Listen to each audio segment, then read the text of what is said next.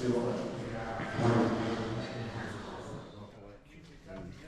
come again and you'll see different planes. There'll be a lot of them that pretty much stay in the same spot, the B-25, C-47, but every time you come there'll be different aircraft. And I'm not worried about y'all. We have to be careful with kids. They're liable to, you never know what they're going to do. They're liable to grab up and swing on the ailerons or anything. You might have to worry about him, not me. And we don't have to worry, we don't put a much more modern engine on it, not so much for the extra power, but easier to get parts for and things like that. And this was a Braniff Airways plane way, way back. And y'all probably aren't even old enough to have ever flown on Braniff. They went out of business about late 70s, I think, maybe early 80s. I think early 80s. I flew on Braniff. They were world famous for losing luggage. They lost more luggage than you can ever imagine. So this is kind of like a regional airline back in the day, is what this might have been. And it's a single pilot and 8 seats. And what kind of distances do you, would this be like? Don't know. When you have questions like that, what I recommend, because there's so many planes that move around, we don't know everything. Just take a picture of the tail number and Google that tail number, and you'll find, just Google that number and you'll find all the information you could ever imagine. Of course, this is a Waco SRE. This is a really nice aircraft. And this was from both of these aircraft, and several aircraft are cabined aircraft at a time when that was a really new, important thing, because people were actually doing business travel in open cockpit planes, which in Minnesota in January was probably not very enjoyable. So this was a real step up when they built this aircraft. Plane was an instrument trainer in World War II, so it never saw combat. It was a very, very clean plane when it went into the civilian world. When it went in the civilian world, a guy by the name of Tallman's bought it. He was in the motion picture industry, and he built that nose for it. And there was a turntable in there. He put a motion picture camera in it. There were motion picture cameras in the back. There were, when he had it, in the back. So there are about 180 films that have footage that were filmed from this airplane. There's a partial list on the side of that nose. That's just a partial list of the ones.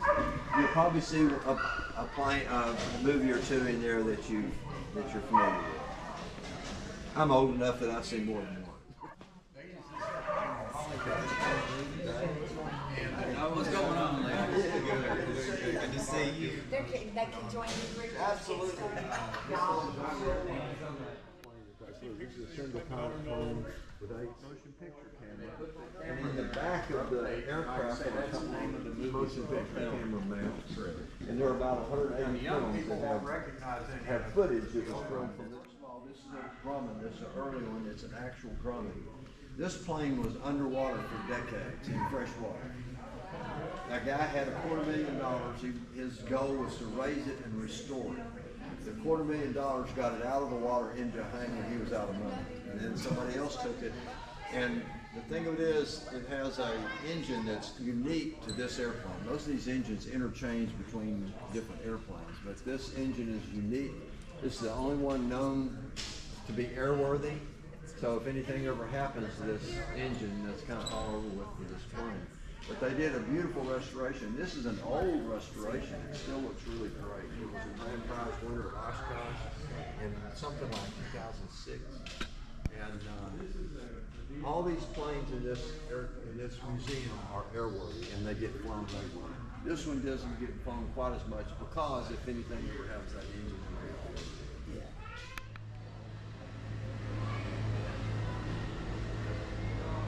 everybody else would have to be flown.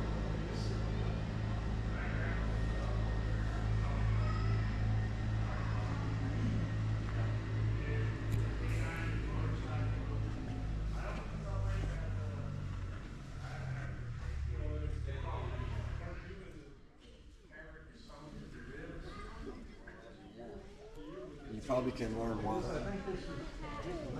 This is a J3 Cup. This is a very, very, very, very common plane. Leading up to World War II, lots lots of World War II pilots that did basic flight. They were basic flight. I learned to fly in a Rocket Champ, which is very much the same plane. And it takes, you're just on the rudder pedals all the time. So I was only about 7 hours in a Rocket Champ, but when I got out of it, my feet operating the rudders is like riding a bicycle. You know, you ride a bicycle, you really don't think about it. So I trained my feet. And they're a real fun plane to fly. The sheriff in Camp County he was a instructor pilot in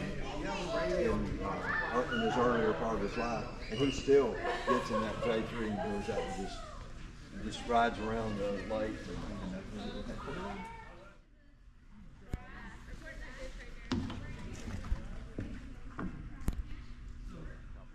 As helicopters go, I've hovered that one, and it's you wouldn't want to have been in it when I was hovering it, but I hovered it.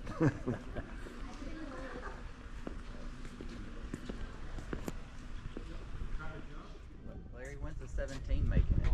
I'm sorry? When's the B-17 making it? You know, that's a question that we've had for a long time. We're thinking, I hate to even say this because I've said it so many times. It's been wrong. Possibly. But we'll take it is being completely wrong. He got into, there were these long tubes, I think they were 36 feet long. They were long. And they were slightly horrible tubes. Aluminum tubes that were corroded. There's a bunch of other corrosion involved. This is very rare. This is an N-model 440. It's a two-person P40. And to show you the restoration,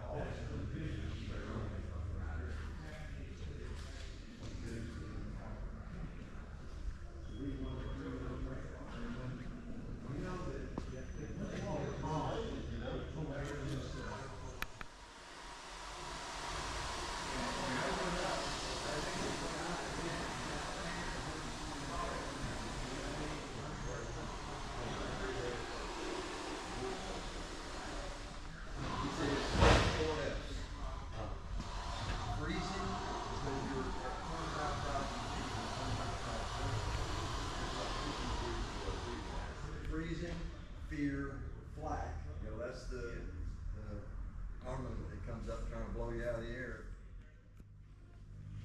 And the flak is coming up. Right. And there's all this horrifying, and it wasn't like an infantryman, not to take anything away from them. No. Right. But it wasn't like them getting in a firefight for a few hours. They're for like maybe 16 hours. Just horrifying. He has two people. This is a single place, and I didn't even know until recently, and he bought one that came in. It's a two-place P40. It's over in there. And they took some out of service and converted them into a two-place plane. And it's appropriate that this is next to a Corsair, because if you've ever heard of Patrick Boyington, he had 6 kills with an AVG and a P40 and 20 in a Corsair. He was tied for the top Marine ace of World War II. He wasn't given credit as a Marine ace because the other guy was a Marine for all of his kills, and Patrick Boynton was in the AVG as a civilian before Pearl Harbor was bombed. So the other guy, whose name was Foss, I believe, and he ended up the governor of South Dakota, was the other Marine top incredibly historical. Scott bought this plane as just a DC-3. It was registered as a DC-3, and it had belonged to General Motors. And he bought it and brought it here and had some DC-3 enthusiasts come here to see it and everything. And they start looking at it. Enthusiasts, they can get carried away and say, well, you know, on a G model there was a rivet here, but on the H model there was a rivet there, or something like, you know how they can be.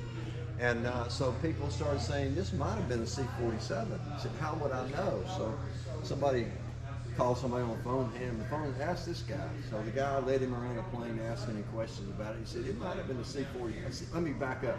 A C-47 was the military version of the DC-3 airliner. DC-3 airliner came out in the mid-30s. Then when the war came along, they said, is this thing, could we beef this up and make it cargo? And sent their engineers with their slide rules, and I said, there's no beefing up necessary. All we have to do is put a big door on there so you get the cargo in it, and take all these seats out of here and put tie downs in it. So that's where a C-47 came from. So when he bought it, he thought he was buying these missions, resupply missions, the camels. A good example is dropping ammo and groceries to the guys at the Battle of the Bulge when they finally got a clear day. The parachute drops, they dropped lots of parachutes. The D-Day stripes, those stripes were put on planes for D-Day so that the American gunners could identify them as a friendly aircraft. There were actually some planes that didn't get those on, they actually got shot down by friendly fire. But anyway, so it was involved in dropping to the Battle of Bulge. It was involved in dropping parachutists in to Market Garden and in for D-Day. And then there was a glider tow. It did a glider tow into and it was in the detailed records that it took off at 11:59 p.m. June 5th. So it was very early in support of D-Day. And I expect, if I were to have to go through those records myself, I expect what I would find is that it towed a glider when it took off at 11:59, because that's when they were towing the gliders in. And then later in the day it dropped, or maybe twice again, it dropped paratroops. And under the impression that an Apache was a bit underpowered. But now it might have just been an Apache fan that told me this last week. He said, "Oh no, they weren't underpowered. They were really overpowered." Okay, well, I'm not sure because I don't know. There was one that was restored. It was the most beautiful thing you've ever seen. Ken Colby. And he taxied it out a couple years ago. It was a incredible restoration. And I just happened to be out there on a golf cart. Took a video of it and he taxied down and took off. And he went in. He survived. But he went in. This is built by Ryan, that's who built the Spirit of St. Louis. Learned their aerobatics and that sort of thing in the Stearman. But this is not one from World War II. This is 1927. If you know Stearman's, you can look at it, you can just glance at it and see the similarities, you can glance at it and see the differences. The gear is different, the fuselage configuration is similar. Of course, obviously the cowling and engine's different.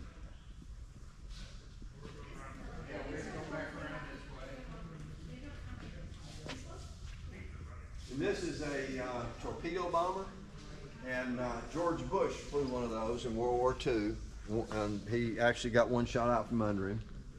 His autograph is on the tip of the prop. I don't know if it's one of the tips that's down at the bottom. You never know where it's going to be.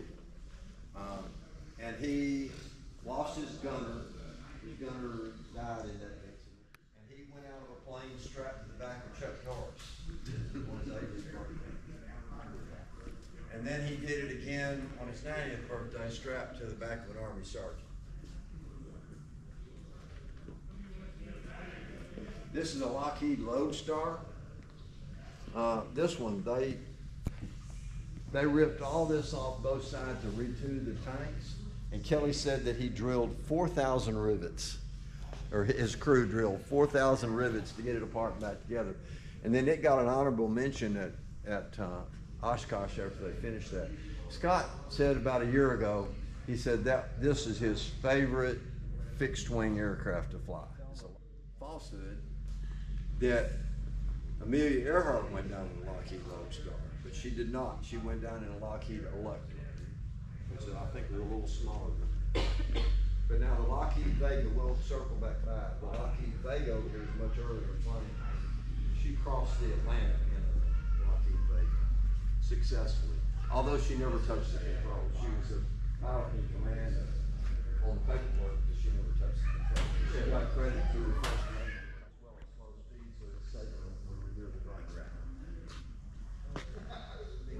So that's a side-by-side plane. And I hesitate to repeat it because I don't understand and remember everything that he did. But he said that you actually could get in a situation if you didn't have your seatbelt on where you'd slide to the wrong side of the airplane and lose control of it. So I don't think you'd want to do that. It's a beautiful thing. He flew this on a barnstormer tour leading up to Oshkosh 2 or 3 years ago. And when he got there, somebody called him into an office somewhere, and they said, "We want to do a photo shoot of this plane." He said, "Yours is one of 5 that was chosen from 35,000." And so that's kind of how special. Come up and ask me. I'll get the information. This is a Lockheed Vega. This is what this one is one. And then later she flew it herself. So she did she got a mulligan, I guess, but she did actually do it. And I think she kind of got snookered into it. Once she got in there, she found out she wasn't even going to fly. But what can she do? I guess she didn't have a parachute, so she stayed. She had to go along for the ride after all. It's a very interesting plane because, first of all, it's a handful to handle near the ground. Tail wheel, first of all, a pilot has to have a tail wheel endorsement in addition to their pilot's license to fly a tail wheel airplane. And this one is the Ford Trimotor, which they consider an airline. I don't consider it an airline. I consider the DC-3 as an airline. The Ford Trimotor is known for being stinky, slow, and noisy. And I've been in the Ford Trimotor, and I guarantee you it's all 3 of those things. But it's a Trimotor, so there's a motor on each one. And Henry Ford built 7 of these buses, and all the doors on this side except the cargo door. He can pull up behind the black car.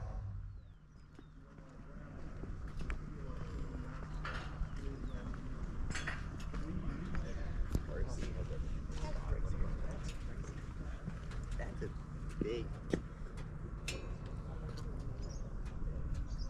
I expect one of these would be expensive to keep in the air, but what a cool airplane. I have a Mooney and a Cessna 140. Both of them are great examples.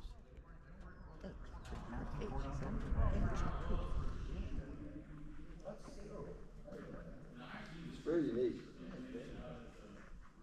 He said it flies great.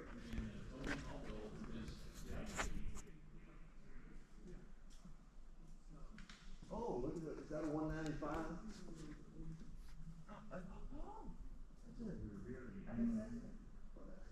I've never seen one of that. 195 is a neat.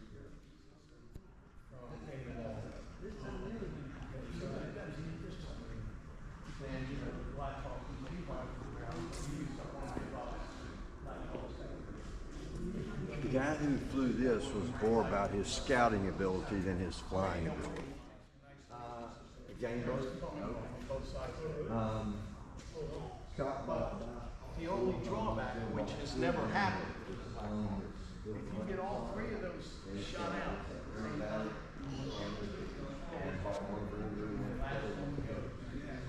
and it could be, because you have to have a smoke I expect you to refuse to I asked him today. and you had no choice. They send you to shooting school or to Cobra school, but they were generally a second tour type of giveaway.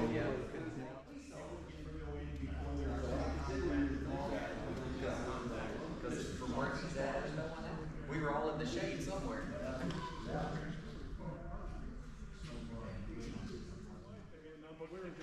Oh. I lived there my first 3 years of my life, but he never went to Vietnam, but Oh, yeah. Oh. As long as you won't think about flying, sooner or later, Right?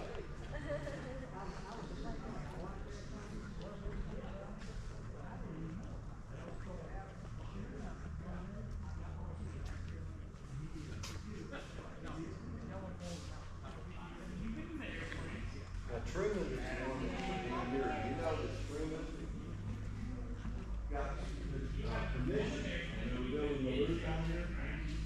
He tested what he built, which was a jet powered dragster. Oh my gosh. You gotta know Truman. Oh my gosh. You need to get him to tell you about it. It's real funny to hear. I bet so.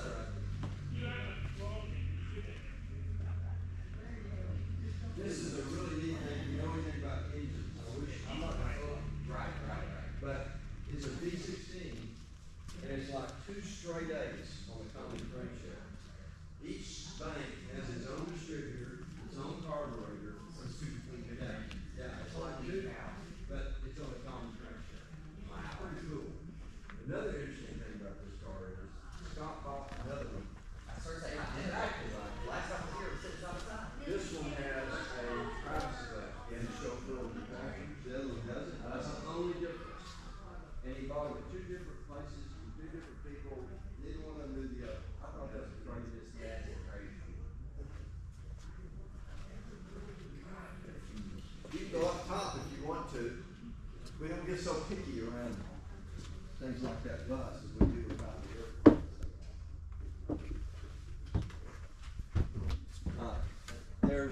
He wants to redo all this, but there was equipment down here to make coffee, and then there's booths and bar stools and stuff. You can go up to the top deck if you want, and you can go up there and have your coffee. That's cool. Oh, that's. There's a young guy.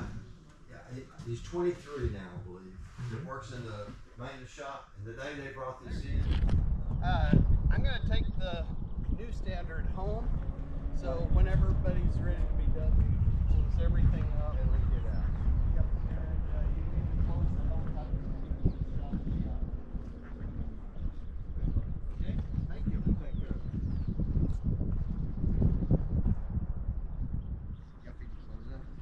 Yeah, Oh, that's good. I was listening to you the first time. I had no clue. You couldn't say. Normally, everybody, it's all over Facebook. He got this one not long ago. This one is just cosmetic. This one, I was just telling them, cosmetically, this one is pristine. Oh wow.